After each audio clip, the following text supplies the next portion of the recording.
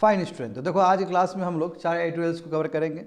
पहला जो एडिटोरियल्स है इसमें हम लोग समझने का प्रयास करेंगे गिनी कोएफिशिएंट लगातार बढ़ते चला जा रहा है, जो इनइक्वलिटी का जो ग्राफ है वो लगातार बढ़ते चला जा रहा है, चाहे वो वेल्थ के टर्म्स में हो, चाहे वो इनकम के टर्म्स में हो। और भारत जो कि रिसेंट रिपोर्ट आया है वर्ल्ड इनइक्वलिटी रिपोर्ट 2022 का, उसके हिसाब से भारत को क्या डब्ड किया गया है, India is a poor country with affluent elite, यानी कुछ एलाइट है बाकी ये कंट्री पोर है। तो क्यों पोर है, क्यों भारत में अनइक्वल सोसाइटीज़ है, और इसके वजह से बहुत तरह का सोशल पैथोलॉजी हमें देखने को मिल रहा है। क्या होता है सोशल पैथोलॉजी, यानी कि social problems, law and order का प्रॉब्लम, मेंटल प्रॉब्लम, वायलेंस, ये सभी चीज़ हमें देखने को मिलता है जस्ट बिकॉज ऑफ कि सोसाइटी हमारा अनइक्वल हो गया है। उसके बाद देखते हैं 33 श्रीलंका। देखो क्लासिकल एग्जाम्पल है कैसे इकोनॉमिक क्राइसिस से गया और कैसे वहाँ से निकला है वो, अभी ठीक हो गया है श्रीलंका। ठीक है, तो इसीलिए आया है ये न्यूज़ में कि 2022 में श्रीलंका क्या स्थिति था और अभी क्या स्थिति है। 34 देखो पब्लिक हेल्थ। यहाँ भारत में ना पब्लिक हेल्थ के बारे में किसी को समझ ही नहीं है। लोग सोचते हैं कि पब्लिक हेल्थ का मतलब हॉस्पिटल बना देना, सरकार आयुष्मान भारत पे खर्च कर दे तो वो पब्लिक हेल्थ है। वो पब्लिक हेल्थ नहीं है स्टूडेंट, पब्लिक हेल्थ बहुत ही ब्रॉडर कंसेप्ट है। तो वही बताया गया, और बिना पब्लिक हेल्थ पे खर्च किए हुए भारत डेवलप कंट्री बनने वाला नहीं है। ऐसा क्यों बोला गया, तो इस चीज़ को हम लोग समझेंगे इस एडिटोरियल में। एंड लास्ट वन जो कि सबसे ज़्यादा इंपॉर्टेंट एडिटोरियल है, क्या कंट्रोवर्सी है माइनॉरिटी स्टेटस को लेके regarding on Aligarh Muslim university. तो अलीगढ़ मुस्लिम यूनिवर्सिटी क्या सच में ये माइनॉरिटी स्टेटस एंजॉय करता है या नहीं करता है, सुप्रीम कोर्ट का पहले का क्या वर्डिक्ट था, और अभी जो 7 जज बेंच जो बना है वो क्या चीज़ देख रही है, इस पर क्या चीज़ उसको डिसाइड करना है। तो ये सभी चीज़ समझेंगे, जो सबसे ब्यूटीफुल एडिटोरियल है आज का, क्योंकि इस बहाना हम लोग पॉलिटी का फिर से वो आर्टिकल 13 को अच्छे से एक्सप्लोर करेंगे। तो यदि आपको मौका मिलता है एडिटोरियल के थ्रू स्टैटिक जाने का, तो ये सबसे ब्यूटीफुल तरीका है विद्यार्थी कि बहुत अच्छे से रिवीजन हो पाएगा और नए नए कॉन्सेप्ट जुड़ पाएंगे उसके साथ। तो देखो स्टार्ट करते हैं हम लोग। 32 जीएस पेपर 3 इकोनॉमिक डेवलपमेंट। हाँ, ये हिंदू पेपर में आया था। देखो ग्रोथ, जब से लिबरलाइजेशन आया, एलपीजी आया 1991 में, इनफैक्ट उससे पहले भी 1980s में भी, तो वहाँ हमें इनइक्वलिटी देखने को नज़र आ गया था, क्योंकि 1980s में भी एलपीजी शुरू हो गया था और ये पूरी तरीके से 90 के बाद शुरू हुआ है। तो इनइक्वलिटी तो वहाँ से स्टार्ट हो गया और वो कभी रुका नहीं, इनइक्वलिटी बढ़ते चला गया, समझे ना। और अभी तो हम कह सकते हैं, इसलिए भारत अभी ऐसा स्थिति है भारत का कि more unequal society in the world. Bharat में सबसे ज़्यादा अनइक्वल सोसाइटी, यानी कि रीच बहुत ज़्यादा रीच हो गए, गरीब बहुत ज़्यादा गरीब हो रहे हैं। तीसरा नंबर देखो, वर्ल्ड एक इनइक्वलिटी रिपोर्ट कहता है कि भारत एक गरीब कंट्री है विथ एफ्लुएंट एलाइट। यही बोले ना बिगिनिंग में, कि भारत एक कंट्री क्या है, गरीब कंट्री में कुछ कुछ रीच लोग सब है, फ्यू लोग रीच है। तो जो अभी हम लोग ग्रोथ विटनेस कर रहे हैं वो भी इक्वल ग्रोथ नहीं है, क्योंकि अभी जिस तरह हमारा 7% से 8% जो ग्रोथ होता है, इससे रीच को ज़्यादा फायदा हो रहा है एज कम्पेयर टू पोर। तो इसलिए कहते हैं कि सोसाइटी अभी क्या है, हमारा बहुत ही अनइक्वल बन चुका है सोसाइटी। थोड़ा सा रिपोर्ट देखते हैं। देखो भारत में हमेशा डेटा को लेकर थोड़ा परेशानी रहा है। अभी भी हम लोग इकोनॉमिक्स 2011 का ही इकोनॉमिक सर्वे उसका बात कर रहे होते हैं, पॉपुलेशन सेंसस का बात कर रहे होते हैं, तो आंकड़ा का प्रॉब्लम है। हमारा जो भी आंकड़ा है हमारे पास 6 इकोनॉमिक सेंसस का 2013 और 14 का, उसके हिसाब से 52% जो लोग हैं वो रूरल इंडिया में इन्वॉल्व है वर्कफोर्स हमारा, और उसमें से बच्चे लोग 52% में, उसमें से जो 70% लोग हैं वो नॉन एग्रीकल्चर वर्क में शामिल हैं, यानी कंस्ट्रक्शन वर्कर सब, ये सब वगैरह कंस्ट्रक्शन जो हो गया है ना, और भी जो हो गया इधर से उधर जो काम कर रहा है दूसरे के लिए, कैजुअल लेबर सब हो गया, वो लगभग कितने 70% हैं। आगे देखो, तो यहाँ हम देखने का प्रयास करें कि ये 9 और 10 साल में इन लोग का इनकम कितना बढ़ा, क्योंकि ये सबसे नीचे लोअर स्ट्रेटा के लोग सब हैं। तो ये देखो कि जो रियल वेज रेट क्या होता है, रियल वेज रेट इन्फ्लेशन को हटा दे, समझे ना। तो इन्फ्लेशन को यदि हटा दे तो मात्र 5% का ग्रोथ हुआ है ये 10 साल में। 2013 और 14 से लेके 2022 तक देखोगे ये 9-10 साल में मात्र 5% का बढ़ोतरी हुआ है इन्फ्लेशन को हटा के, समझे, नंबर 1। दूसरी बात है, जहाँ तक सवाल है, ये एग्रीकल्चर लेबर का मैं बात कर रहा हूँ, नंबर 1। यदि मैं नॉन एग्रीकल्चर लेबर का बात करूँ, यदि मैं कंस्ट्रक्शन वर्कर का बात करूँ, तो उसका तो देखो, उसका तो यदि इन्फ्लेशन हटा देते तो घट गया उसका। यदि मैं इन्फ्लेशन को रिड्यूस कर दूं तो रियल वेज जो ग्रोथ हुआ वो घटा है। तो इसका मतलब 9-10 साल में इन लोगों को इनकम कम हुआ है। हाँ, रियल वेज कम होने का मतलब ये नहीं कि पहले 100 था तो अभी 90 हुआ, पहले 100 था तो अभी 110 हो गया है। मैं इन्फ्लेशन तो कंट्री में बढ़ रहा है लगातार। मैं जो चीज़ वो 100 रुपये में कर सकता था 10 साल पहले, वो अभी 110 में भी नहीं कर सकता है। इसलिए प्रॉपर ग्रोथ होना चाहिए। जब उस समय 100 था तो अभी कम से कम 150 होना चाहिए या 200 होना चाहिए। आया समझ में ना? तो यानी कि नॉन एग्रीकल्चर और कंस्ट्रक्शन वर्कर का रियल जो वेज रेट है वो नहीं बढ़ा और कम हो गया इनफैक्ट। तो कहने का मतलब क्या हुआ? देखो थर्ड में बताया गया कि जो 35% जो इंडियन वर्कफोर्स है उसका रियल वेज तो बढ़ा ही नहीं 2014 के बाद। तो इसका मतलब इतने जो लोग हैं सब गरीबी होंगे, सब पोरी होंगे, सब इनफॉर्मल सेक्टर में इन्वॉल्व होंगे। और यदि ओवरऑल हम बात करें 9-10 साल का, 14 से लेकर 23 का, तो रियल पर कैपिटा इनकम जो ग्रोथ हुआ है, हायर हुआ, वो लगभग 40% हुआ है, 35 to 40% हुआ है। तो यानी कि 35% का तो कुछ ग्रोथ ही नहीं हुआ। जो ग्रोथ हुआ है 65 में हुआ है स्टूडेंट, बात समझो। और 65 में भी जो सबसे एफ्लुएंट होगा उसका ज़्यादा हुआ होगा। तो इसलिए हम यहाँ से एक बात तो निष्कर्ष निकाल ही सकते हैं कि जब इकोनॉमिक डेवलपमेंट हो रहा है इस कंट्री में, तो जो फ्यू अलाइट है, जो अफ्लुएंट अलाइट है, उसको सबसे ज़्यादा फायदा हो रहा है। समझे? आगे देखो तो इसे क्या होगा? इसे दो तरह का, ऐसे तो बहुत तरह का प्रॉब्लम हो सकता है। ऑथर ने 2 तरह का प्रॉब्लम बताया है। तो पहला क्या है कि इससे सोशल पैथोलॉजी बढ़ेगा। क्या होता है सोशल पैथोलॉजी बढ़ने का मतलब? वही वायलेंस, मेंटल डिसऑर्डर। अब देखो रिच आदमी के पास बहुत ज़्यादा पैसा है तो वो भी गंदे तरीके से खाएगा, कंज्यूम करेगा। ओबेसिटी का प्रॉब्लम, मेंटल प्रॉब्लम, जो सर्केडियम जो रिदम है सोने का उठने का, वो भी बिगड़ जाएगा उसका। तो खाली गरीबी को नुकसान नहीं हो रहा, अमीर को भी नुकसान होता है इससे। इसी को हम सोशल पैथोलॉजी कहते हैं, उसका एग्जाम्पल कहते हैं। समझे? और रिच लोग भी इम्यून थोड़ी है, कोविड-19 उसको भी होगा, इसको भी होगा। तो इससे आपका सोशल पैथोलॉजी बढ़ने का चांस है यदि सोसाइटी में बहुत ज़्यादा अनइक्वलिटी आता है तो।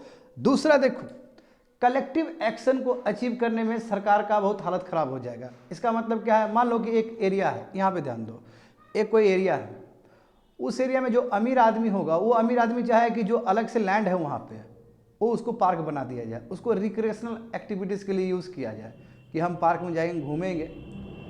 मैं वही यदि मान लो कि उसी शहर में कोई झोपड़पट्टी में कोई आदमी रहता है तो वो बोलेगा कि उस ज़मीन में हमारा घर बना दीजिए। तो देखो रिच बोल रहा है कि पार्क बना दीजिए, और जो गरीब है जो झोपड़पट्टी में रहता है वो क्या बोल रहा है कि हमारे लिए घर बना दीजिए। तो सरकार के लिए बहुत बड़ा मुश्किल होगा ना गवर्नेंस करना। तो इसलिए कन्फ्लिक्टिंग ओपिनियन आ सकता है और इसलिए कलेक्टिव एक्शंस अचीव नहीं किया जा सकता है और इससे सोशल अनरेस्ट आ सकता है स्टूडेंट। तो इसलिए अब क्या किया जाए? सोल्यूशन तो खैर नहीं दिया गया, अब क्या किया जाए? तो सोल्यूशन यही है कि खाली डीबीटी भरने से नहीं होगा, 2000-3000 रुपया डालने से नहीं होगा। हमें लॉन्ग टर्म ध्यान में लेके लॉन्ग टर्म स्ट्रेटजी बना के चलना चाहिए। कैसे? क्वालिटी एजुकेशन, ठीक इंफ्रास्ट्रक्चर और और लोगों का स्किल डेवलपमेंट और पब्लिक हेल्थ पे फोकस। यदि ये सब चीज़ पे ध्यान देंगे तब जो नीचे का तबका है वो भी उठ पाएगा। समझ गए ना? आगे बढ़ो। 33 देख लो, जीएस पेपर 2 इंटरनेशनल रिलेशन, ये भी हिंदू पेपर में आया था लेटेस्ट। अब थोड़ा श्रीलंका का स्थिति देख लो। 2 साल पहले अप्रैल 2022 में क्या स्थिति था? श्रीलंका 21वीं सदी में पहला फर्स्ट एशियन कंट्री बना जो डिफॉल्ट हो गया, जिसका दिवालिया निकल गया, यानी मतलब कर्ज में चला गया वो कंट्री। समझे? डिवास्टेटिंग इकोनॉमिक क्राइसिस वहाँ पे आया है। जीडीपी वहाँ पे लगभग 8% से कॉन्ट्रैक्ट हो गया, घट गया। समझे ना? इन्फ्लेशन लगभग 70% से बढ़ा, 70% बढ़ा उस समय सितंबर 2022 में। वहाँ का जो रूपी है वो लगभग 45% डिप्रिशिएट कर गया यूएस डॉलर के मुकाबले। समझो? बस 2 ही वीक का इंपोर्ट कवर था। कायदे से कितना इंपोर्ट कवर होना चाहिए? 10 मंथ्स का, मात्र 2 वीक ही था इंपोर्ट कवर करने के लिए। इसका मतलब क्या कि जो एसेंशियल मेडिसिन होगा, एसेंशियल जो कमोडिटीज वो मंगवा नहीं पाएगा। इस लंबा लाइन में लगा हुआ था और क्या क्राइसिस था वो हम लोग जानते हैं, है ना? तो आगे देखो, तो अभी जो देख रहे हो ये 2 साल, ये जो 1.5-2 साल में श्रीलंका ने बहुत अच्छा काम किया है। देखो श्रीलंका ने सबसे पहले इन्फ्लेशन को रिड्यूस करने के लिए, देखो इन्फ्लेशन बहुत हो गया था ना, लगभग 70% इन्फ्लेशन हो गया था। इन्फ्लेशन को रिड्यूस करने के लिए इसने इंटरेस्ट रेट स्ट्रक्चर बढ़ाया, क्योंकि इंटरेस्ट रेट बढ़ाएंगे तो बैंक से ज़्यादा लोन मिलेगा नहीं, बैंक से लोन नहीं मिलेगा तो डिमांड नहीं बढ़ेगा, डिमांड नहीं बढ़ेगा तो इन्फ्लेशन नहीं बढ़ेगा। So simple. इसने इंटरेस्ट रेट बढ़ाया ताकि इन्फ्लेशन को कंट्रोल किया जा सके, नंबर 1। और जो फ्यूल सब्सिडी था, यानी कि जो रेवेन्यू एक्सपेंडिचर था, उसको पूरा रिमूव कर दिया, जो कि बहुत अच्छी बात है। और एक लॉ पास किया गया है श्रीलंकन पार्लियामेंट से कि सेंट्रल बैंक जो है वहाँ का जो आरबीआई होगा, वहाँ का जो सेंट्रल बैंक होगा, उसको फुल ऑटोनॉमी है। ये अच्छी बात है, ये दूसरे कंट्री को भी सीखना चाहिए, क्योंकि too much politics is not good. अब सेंट्रल बैंक को बार बार एग्जीक्यूटिव इंटरफेयर करेगा तो अच्छी बात नहीं है, इसलिए फुल ऑटोनॉमी देने के लिए पार्लियामेंट से लॉ पास किया गया, समझे ना। और चौथा नंबर जो कि बहुत इंपॉर्टेंट, जो कि भारत भी कर रहा है, कि जितने भी लॉस मेकिंग पीएसयू सब थे, स्टेट ओन इंटर, सबको प्राइवेटाइज किया गया, सबको डिसइन्वेस्टमेंट किया गया है। देखो अभी बहुत अच्छा स्थिति है। और हाँ, भारत ने भी एड दिया था ना, भारत ने भी मदद किया था, बहुत सारे कंट्री ने मदद किया था। और specially IMF, international monetary fund ने एक्सटेंडेड फंड फैसिलिटी को, है ना, उसके थ्रू, उस प्रोविजन के थ्रू बहुत सारा लगभग $3 बिलियन दिया था। और उसके बाद बायलैटरल टॉक भी हुआ, बायलैटरल, है ना, वो भी हुआ, बहुत सारे कंट्री ने दिया भी है। जब आईएमएफ पैसा दे रहा था तो इंडिया भी तो गारंटर बना था उस समय। आगे देखो तो देखो यही मार्च 2023 में आईएमएफ ने लगभग $3 बिलियन दिया। मैं तो 23 का बात कर रहा हूँ, समझे ना, 48 मंथ्स के लिए। और बाकी भी जो वर्ल्ड का जो संस्था है, जैसे वर्ल्ड बैंक हुआ, एशियन डेवलपमेंट बैंक हुआ, उसने भी सपोर्ट किया है। अब देखो फलस्वरूप क्या हुआ, 18 महीना में श्रीलंका फिर से खड़ा हो गया, श्रीलंका फिर से स्टेबल हो गया। देखो ये साफ साफ तुमको दिखेगा।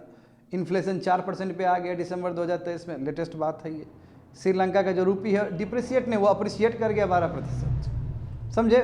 फॉरेन एक्सचेंज लिक्विडिटी प्रेशर उतना टेंशन नहीं, अभी आपके पास है, इम्पोर्ट कवर अच्छा खासा है। तो जो पहले लंबा कतार में लगना पड़ता था एसेंशियल कमोडिटीज़ के लिए, अब लगने की जरूरत नहीं है। आईएमएफ ने प्रोजेक्ट किया कि इस साल हो सकता है 1.8% से जीडीपी बढ़े, जबकि 2023 में -3.6 था। तो देखो अच्छा है, नहीं, श्रीलंका पटरी पे आ रहा है। और उतना ही नहीं, रिसेंट इन्वेस्टमेंट का ही बात है, प्राइवेट इन्वेस्टमेंट का। देखो अडानी बोला है कि हम इतना इन्वेस्ट करेंगे कोलंबो पोर्ट के लिए, है ना, $700 मिलियन का। यूएस ने ही बोला कि हम भी $500 मिलियन का खर्च करेंगे, समझ गए ना, पोर्ट वगैरह बनाने के लिए। और चाइना तो देखो बहुत ह्यूज इन्वेस्टमेंट है ही, चाइना का $4.5 बिलियन का बात किया है। तो प्राइवेट इन्वेस्टमेंट भी अच्छा खासा अट्रैक्ट कर रहा है श्रीलंका। तो श्रीलंका का स्थिति बहुत ही अच्छा है अभी as compare to 2 years back Sri Lanka. उस समय जो 2 साल पहले जो श्रीलंका की स्थिति था, अभी श्रीलंका बहुत ही ज़्यादा बेटर स्थिति में है और इम्प्रूव कर रहा है। आगे बढ़ो, ये देखो public health is so important, GS paper 2 social justice and governance. यहाँ पे देखो प्रधानमंत्री का पोषण अभियान योजना है, इसके अंतर्गत उन्होंने कहा कि स्टंटिंग को 2% घटाएंगे, अंडर न्यूट्रिशन को 2% घटाएंगे, अनीमिया को 3% घटाएंगे, लो बर्थ वेट है उसको 2% घटाएंगे एवरी ईयर। मगर जब हम बात करते हैं national family health survey report, जो लेटेस्ट रिपोर्ट है, उसमें तो अभी भी लगभग 35% जो चिल्ड्रन है 5 साल से नीचे, वो अभी भी स्टंटेड है ना, 32% तो अभी भी अंडर वेट है। तो ये तो डाइकोटॉमी हो गया जी ना, ये तो बहुत प्रॉब्लमेटिक चीज़ है। और देखो जो एनीमिया चिल्ड्रन है, जिसका आरबीसी कमी है ब्लड में, तो देखो वो भी मतलब वो 6 to 59 मंथ्स का दिखाएगा, वो भी बढ़ा है। पहले 58% था, अब देखो लगभग 67 हो गया है। अब महिलाओं के देखो जो 15 से लेके 19 साल के जो गर्ल्स हैं, वुमेन है, उसमें भी 55 to 60% बढ़ा है। तो एनीमिया प्रॉब्लम बढ़ रहा है, बच्चे में भी बढ़ रहा है और महिलाओं में भी बढ़ रहा है। और एनीमिया प्रॉब्लम अच्छा नहीं है, ये भी अंडर न्यूट्रिशन का ही एक एग्जाम्पल है कि एनीमिया भी अंडर न्यूट्रिशन से ही बढ़ता है स्टूडेंट, समझे ना। आरबीसी प्रॉपर नहीं है ब्लड में, इसलिए ऐसा होता है। बट देखो सबसे बड़ा सवाल आंकड़ा नहीं है, सबसे बड़ा सवाल है तरीका। आखिर देखो टीबी कहते हैं ना, टीबी गरीब देश का बीमारी है या गरीबों का बीमारी है। अफ्रीका में टीबी, इंडिया में टीबी का तो इलाज सेम है, ट्रीटमेंट बीपाल रेजिम है, दवाई जो है 3 दवाई है। तो यूनाइटेड स्टेट्स वाले पेशेंट भी वही दवाई खा रहे होंगे, इंडिया वाला भी वही खा रहा होगा, अफ्रीका में भी वही खा रहा है। मैं यूनाइटेड स्टेट्स में इतना टीबी पेशेंट तो है नहीं, मैं इंडिया में बहुत ज़्यादा है। कारण क्या है? कारण ये है कि ये जो हुआ है ऐसा कि ज़्यादा यहाँ पेशेंट है, इसका रीज़न है सोशो इकोनॉमिक फैक्टर्स ऑल्सो। कैसे लोग रह रहे हैं, इकोनॉमिक कंडीशन क्या है, सोशल कंडीशन क्या है, वो भी काफ़ी हद तक मायने रखता है कि तुम डिजीज़ को कितना कंट्रोल कर पाते हो। तो डिजीज़ कंट्रोल इसलिए बोलते हैं पब्लिक हेल्थ का कॉन्सेप्ट होना चाहिए। आया समझ में ना? खाली medicine availability is not your public health. Public health consist of interdisciplinary, समझे ना, बहुत सारी चीज़ उसके अंदर, इंटरडिसिप्लिनरी सब्जेक्ट सब आएगा, बहुत सारी चीज़ उसके अंदर आएंगे। तो यहाँ पे देखो वही बताया गया है तुम लोग को कि ठीक है, इंडिया बोल रहा है कि हम ट्यूबरक्लोसिस से फाइट करेंगे, बहुत अच्छी बात है। मगर देखो टीबी केसेस कितना है, 2021 में लगभग 22 लाख लोग टीबी पेशेंट थे, जो कि 18% से बढ़ा है पिछले ईयर्स के कंपेयर में। 2020 कंपेयर में लगभग 18 से 20% बढ़ के 22 लाख टीबी केसेस हुआ। तो कहने का मतलब ये हुआ स्टूडेंट कि 1 लाख आदमी में भारत में 210 टीबी पेशेंट है। वहीं तुम देखो यूनाइटेड स्टेट्स में तो 1 लाख आदमी मात्र 2.5 केसेस है, और दोनों तो सेम ही ट्रीटमेंट हो रहा है, दोनों को तो बीपाल रेजिम ही मिल रहा है कि नहीं बताओ। तो क्यों 1 लाख में वो लोग 2-3 है और हम लोग इतना ज़्यादा 210 है?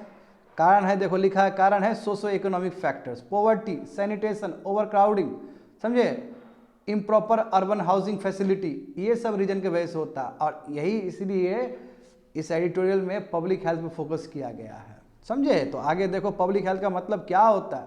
पब्लिक हेल्थ का मतलब ये नहीं कि खाली डिजीज को ट्रीट करना, समझे। इसमें बहुत सारे चीज़ होते हैं, इसमें साइंस इन्वॉल्व है, इन्वायरमेंटल साइंस इन्वॉल्व है, इसमें सोशोलॉजी इन्वॉल्व है, इसमें अर्बन प्लानिंग इन्वॉल्व है, इसमें इकोनॉमिक्स इन्वॉल्व, बहुत तरह का चीज़ इन्वॉल्व है। अब प्लस इसमें बिहेवियल चेंज भी इन्वॉल्व है। बिहेवियल चेंज मतलब क्या कि मोटा नहीं होना है, जंक फूड नहीं खाना है, चेंज करना है अपने बिहेवियर को, बात समझे। और उसमें देखो तो इसलिए भारत में देखो, भारत में तो कहीं पे पब्लिक हेल्थ वाला कोई इंजीनियरिंग का फील्ड ही नहीं है, वर्ल्ड में तो पब्लिक हेल्थ का इंजीनियरिंग का फील्ड भी होता है। तो इंडिया में ये सब चीज़ को लाना चाहिए। दूसरी बात है देखो सैनिटेशन, डिजीज सर्वेलेंस। अब देखो इंडिया में सैनिटेशन कमी है, तभी स्वच्छ भारत मिशन चला है, मगर फिर भी जितना प्रॉपर होना चाहिए उतना प्रॉपर नहीं है, अभी भी ड्रिंकिंग वाटर को लेकर प्रॉब्लम होता है ना। दूसरी बात है देखो यहाँ पे डिजीज सर्वेलेंस, बताओ तो हमारे कंट्री में कितना जेनोम सीक्वेंसिंग हुआ, यूके में कितना ज़्यादा हुआ, हमारा तो कितना कम सैंपल हुआ जेनोम से, यानी कि हम डिजीज को ठीक से सर्वेलेंस भी नहीं कर पा रहे। पब्लिक हेल्थ एजुकेशन पूछो ना किसी विद्यार्थी से, किसी आदमी से, पब्लिक हेल्थ का मतलब क्या है, या तुम ही लोग जो पढ़ते हो तुम ही लोग को ठीक से पता नहीं होगा पब्लिक हेल्थ क्या होता है। तो अवेयरनेस भी तो नहीं है उस लेवल पे, जिस लेवल पे बाहर है। बाहर तो अलग सब्जेक्ट है, इसलिए ऑथर ने राइटली बोला है कि स्कूल लेवल से ही पब्लिक हेल्थ पढ़ाना चाहिए, एक अलग सब्जेक्ट बनाना चाहिए। आया समझ में ना। आगे देखो तो नटसेल में यही समझो कि ये ग्लोबल हेल्थ इश्यूज हैं, इस पर रिसर्च एंड डेवलपमेंट होने चाहिए। हेल्थ कम्युनिकेशन यानी कि हेल्थ के बारे में लोगों को समझाना चाहिए। अर्बन प्लानिंग भी एक बहुत इंपॉर्टेंट रोल है ये पब्लिक हेल्थ के लिए। हेल्थ पॉलिसी पे काम करना पड़ेगा हमें ठीक से। इन्वायरमेंटल साइंस, क्यों देखो इन्वायरमेंट बेटर होगा तो पोल्यूशन नहीं आएगा, तो इन्वायरमेंट भी काफ़ी हद तक रिलेटेड है तुम्हारा पब्लिक हेल्थ से। Behavioural sciences, health care management, finance and behavioural economy, ये सब भी चीज़ पब्लिक हेल्थ के साथ इन्वॉल्व है। तो देखो विद्यार्थी क्या लिखा है, एडवांस कंट्री में पब्लिक हेल्थ जो ग्रेजुएट्स है ना, वो जरूरी नहीं कि MBBS करके आते हैं, वो इंजीनियरिंग फील्ड से भी आ सकते हैं, वो सोशल वर्क से भी आ सकते हैं, वो मेडिसिन से भी आ सकते हैं, वो फाइनेंस से भी आ सकते हैं, वो लॉ से भी आ सकते हैं, वो आर्किटेक्चर से भी आ सकते हैं, वो एंथ्रोपोलॉजी से भी आ सकते हैं। समझ में आया ना। तो पब्लिक हेल्थ बहुत सारे सिस्टम से आ सकता है, इतना ज़्यादा मल्टीपल चीज़ है ये, मल्टीपल एस्पेक्ट को लेकर चलता है। इसलिए हमारे कंट्री में भी ऐसा कुछ होना चाहिए। आगे देखो मोर एस्पेक्ट अबाउट पब्लिक हेल्थ। अब देखो पब्लिक जैसे देखो क्लाइमेट चेंज हो रहा है तो वार्मिंग कंडीशन बढ़ रहा है, तो मस्कीटो ब्रीडिंग हो रहा है, तो इसलिए हमें ऐसा काम करना चाहिए जो लॉन्ग टर्म गोल को ध्यान में रखते हुए और साइंटिफिक प्रूवन एविडेंस।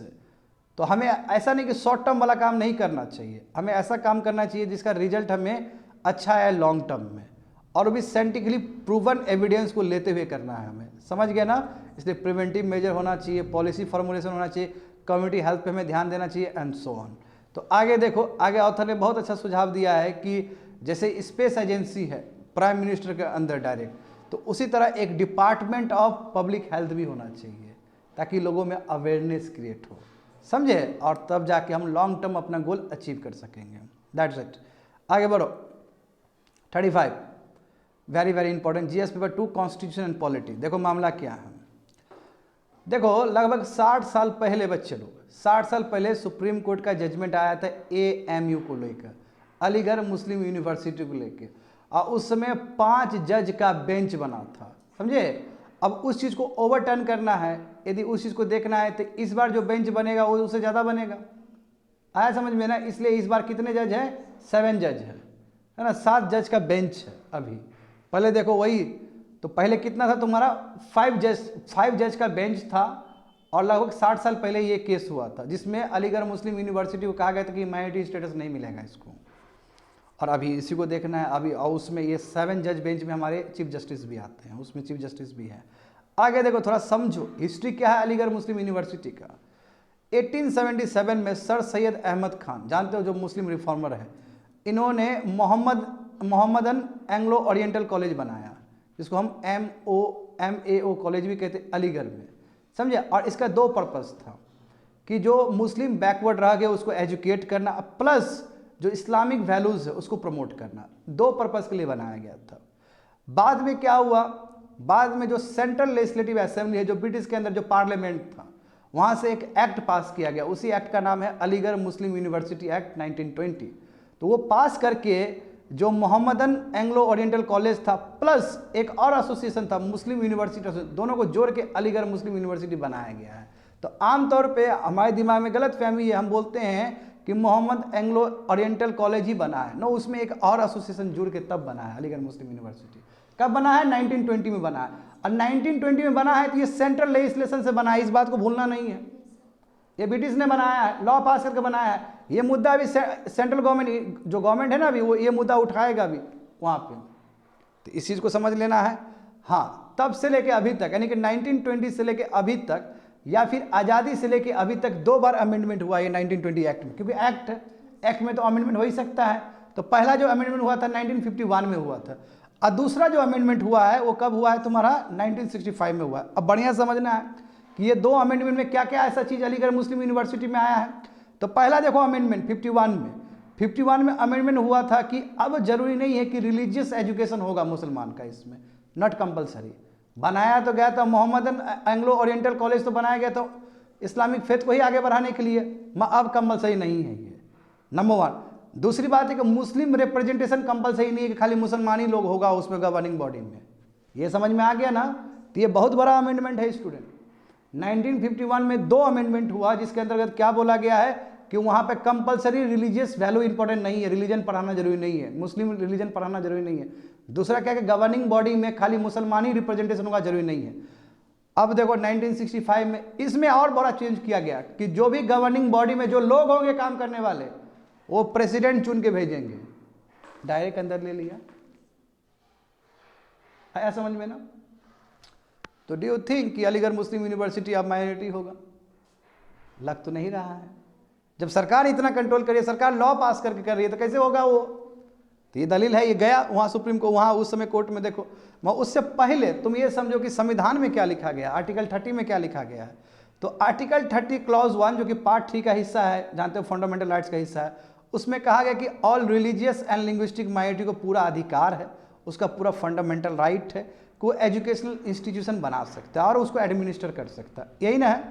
फिर क्लॉज 2 देखो, यानी कि आर्टिकल 30 क्लॉज 2 में यह भी लिखा गया कि स्टेट जब ग्रांट दे रही होगी तो उसमें कोई भेदभाव नहीं करेगी। स्टेट ये बोल के पैसा कम नहीं देगी कि ये माइनॉरिटी स्टेटस वाला एजुकेशनल इंस्टीट्यूशन है इसलिए हम कम दे रहे हैं, नो, आपको अनइक्वल ट्रीटमेंट नहीं करना, उसको भी उतना ही देना है जितना आप दूसरे को दे रहे हो, कॉलेज को, सबको बराबर देना है। और ये जो माइनॉरिटी स्टेटस वाला जो होगा संस्था, वो प्राइमरी लेवल से लेकर, यानी कि नीचे लेवल से लेकर ऊपर लेवल तक हो सकता है, प्रोफेशनल एजुकेशन तक हो सकता है। तो अलीगढ़ मुस्लिम यूनिवर्सिटी तुम्हारा प्रोफेशनल लेवल तक का बात होगा, प्रोफेशनल एजुकेशन का बात होगा।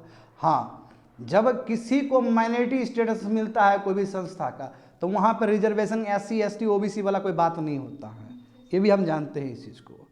और चौथा पॉइंट देखो, तो इसलिए जब अलीगढ़ मुस्लिम यूनिवर्सिटी या कोई भी संस्था, अभी तो अलीगढ़ मुस्लिम यूनिवर्सिटी कोई भी संस्था यदि माइनॉरिटी हो गया, तो माइनॉरिटी दो चीज़ पे, एक तो रिलीजन के नाम पे हो सकता है, एक तुम्हारा लैंग्वेज के नाम पे। अब इसमें समझो कि यदि माइनॉरिटी घोषित हो गया, चाहे लैंग्वेज के नाम पे चाहे रिलीजन के नाम पे कोई भी संस्था, तो 50% सीट उसी रिलीजियस ग्रुप से या फिर उसी लैंग्वेज ग्रुप से तय रहेगा, रिजर्व रहेगा 50%। अब बाकी अपना मिलाते रहो बैठ के, कम से कम 50% होगा। बट देखो 2002 में एक सुप्रीम कोर्ट का लैंडमार्क डिसीजन, लैंडमार्क जजमेंट, जिसको बोलते हैं TMA पाई फाउंडेशन, पहले भी पढ़ाए होंगे कई बार। इसके अंतर्गत ये बोला गया था कि माइनॉरिटी जो डिसाइड होगा वो नेशनल लेवल से डिसाइड नहीं होगा, वो स्टेट के डेमोग्राफी से डिसाइड होगा। देखो जम्मू एंड कश्मीर में हिंदू माइनॉरिटी में है, मैं इंडिया में देखोगे तो हिंदू मेजोरिटी में है, तो वहाँ पे तुम्हारा यानी कि हिंदू के लिए बन सकता है ना, वहाँ पे हिंदू के लिए वहाँ पे माइनॉरिटी एजुकेशनल इंस्टीट्यूशन बन सकता है। उसी तरह देखो बहुत सारे राज्य में मुस्लिम बहुत कम होंगे, तो वहाँ पे उसके लिए बन सकता है। उसी तरह लैंग्वेज देखो, हिंदी लैंग्वेज साउथ में क्या होगा, बहुत कम होगा, तो वहाँ पे एजुकेशनल माइनॉरिटी एजुकेशनल इंस्टीट्यूशन बन सकता है हिंदी के लिए। तो स्टेट के डेमोग्राफी से, नॉट नेशनल पॉपुलेशन से, नॉट नेशनल डेमोग्राफी से, इस चीज़ को समझ लेना है हमको। आगे देखो, केस गया 1967 में, वहीं 5 जज बैठे हुए हैं, मामला तो यहीं से गर्म होगा, मामला मेन यही फंसा हुआ है। 67 में देखो क्या हुआ, एस अजीज भाषा वर्सेस यूनियन ऑफ इंडिया। हाँ, इसमें फिर से सुप्रीम कोर्ट ने देखा कि 51 में जो अमेंडमेंट किया गया, जो 65 में जो अमेंडमेंट किया, क्या ये संवैधानिक प्रक्रिया से किया गया, क्या संवैधानिक दायरा में है? तो सुप्रीम कोर्ट ने पाया सही तो है, सही तो किया है। उस समय पिटिशनर क्या बोल रहा है, देखो जो केस ले गया था, पिटिशनर बोला कि देखिए सर, मुसलमान ने अलीगढ़ मुस्लिम यूनिवर्सिटी को बनाया है, तो मुसलमान को पूरा फंडामेंटल राइट्स उसको मैनेज करने का, उसको एडमिनिस्टर करने का, इसलिए माइनॉरिटी स्टेटस को मिलना चाहिए। तो उस समय जो 5 जज थे सुप्रीम कोर्ट का जो बेंच, उसने कहा कि नहीं जी, जो 51 का जो अमेंडमेंट है 65 का वो करेक्ट है, इसलिए ना ही इसको मुस्लिम ने इस्टाब्लिश किया, ना ही मुस्लिम माइनॉरिटी इसको एडमिनिस्टर कर सकता है। ये सेंट्रल लेजिस्लेशन से पास हुआ है, ये पार्लियामेंट का हिस्सा है, तो ये माइनॉरिटी स्टेटस बिल्कुल नहीं मिलेगा इसको। अब क्या हुआ होगा देश में, हिंदू मुस्लिम खूब हुआ होगा ना। उसके बाद देखो सरकार फिर प्रेशर में आ गई, फिर सरकार को अमेंडमेंट करना पड़ा अलीगढ़ मुस्लिम यूनिवर्सिटी 1920 वाला में, फिर 81 में अमेंडमेंट करके ये बोलना पड़ा कि अलीगढ़ मुस्लिम यूनिवर्सिटी क्या है, माइनॉरिटी इंस्टीट्यूशन है। देखते हो पॉलिटिक्स का खेल। तो अब सुप्रीम कोर्ट के लिए कितना डिफिकल्ट है कि 1951 वाला सही, कि 65 वाला सही, कि 81 वाला सही, पूरा डिटेल चेक करेगा। और अभी जो सेंट्रल गवर्नमेंट है वो बोला कि सर 67 वाला बहुत अच्छा फैसला आया था, आप ही लोग का 5 बेंच बैठाया था, आप ही लोग का जो 5 जज बैठ के बोले थे, हम उसी पे अटल है, क्योंकि सेंट्रल लेजिस्लेशन जब पास हुआ है तो काहेगा फिर माइनॉरिटी स्टेटस। तो अब ये बहुत बड़ा इशू है, क्योंकि इस पे जो भी सुप्रीम कोर्ट का वर्डिक्ट आया उसका पूरा असर पड़ेगा दूसरे इंस्टीट्यूशन पे, जितने भी माइनॉरिटी इंस्टीट्यूशन है।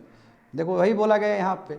अब सुप्रीम कोर्ट के पास 2 इशू बचा है, यहाँ पे 2 इशूज़ को सॉल्व करना है। पहला इशू क्या है कि आखिर माइनॉरिटी स्टेटस एजुकेशनल इंस्टीट्यूशन को किस तरह मिलेगा, क्या क्राइटेरिया होगा उसके लिए, नंबर 1। और दूसरा जो है, क्या कोई संस्था पार्लियामेंट के लॉ से बनता है, स्टैच्यू से बनता है, तो क्या वो माइनॉरिटी स्टेटस को एंजॉय कर सकता है? क्योंकि गवर्नमेंट ऑफ इंडिया तो बोला कि एंजॉय नहीं कर सकता है, और 67 में भी तो यही सुप्रीम कोर्ट ने बोला था। तो यही चीज़ है। तो अभी पिटिशनर अभी भी बोल रहा है कि देखिए सर, ऐसा नहीं कि स्टेट पैसा दे रहा है तो अलीगढ़ मुस्लिम यूनिवर्सिटी माइनॉरिटी स्टेटस नहीं है, क्योंकि आर्टिकल 30 क्लॉज 2 में तो लिखा गया है कि स्टेट को मतलब बिना पक्षपात का सबको पैसा बराबर देना चाहिए। तो यदि पैसा मिल रहा है तो अलीगढ़ मुस्लिम यूनिवर्सिटी माइनॉरिटी ही है, इसमें कोई दिक्कत नहीं। वो आर्टिकल 30 क्लॉज 2 को स्टेट फॉलो कर रहा है। देखो वही पिटिशनर और पिटिशनर टाइप के जो लोग सब हैं उसके सपोर्ट में बोला, मगर यूनियन ऑफ इंडिया क्या बोला, नो, हम अजीज भाषा वर्डिक्ट पे भी टिके हुए हैं, वो सही है सुप्रीम कोर्ट का डिसीजन। तो मामला है सुप्रीम कोर्ट में, देखते हैं क्या होता है। तो देखो इसमें तो गवर्नमेंट का जो व्यू है, अब देखो गवर्नमेंट का व्यू से पहले इंपॉर्टेंट ये है कि जब 1920 में जब अलीगढ़ मुस्लिम यूनिवर्सिटी बनाया गया और ये ब्रिटिश गवर्नमेंट को सौंप दिया गया, तो ब्रिटिश गवर्नमेंट को भी संस्था को प्रमोट करेगा तो वो सेकुलर कैरेक्टर का ही होगा, क्योंकि हम कभी भी, हमारा सेकुलर कंट्री है, जब सेकुलर कंट्री है तो हम कोई भी रिलीजियस वाला चीज़ को प्रमोट नहीं कर सकते हैं। तो उसी समय कैरेक्टर खराब हो गया, कैरेक्टर खत्म हो गया, वो सेकुलर कैरेक्टर बन गया। तो वही बोला कि जब ब्रिटिश गवर्नमेंट को आपने सब्स्टिट्यूट कर दिया, इसका मतलब सेकुलर कैरेक्टर आ चुका है 1920 के एक्ट में। तो किसी भी स्थिति में अलीगढ़ मुस्लिम यूनिवर्सिटी को माइनॉरिटी स्टेटस नहीं मिलना चाहिए। तो देखते हैं जजमेंट, जो भी जजमेंट आएगा वो प्रेसिडेंट सेट होगा बाकी इंस्टीट्यूशन के लिए कि बाकी क्या तो होने वाला है। कंप्लीट।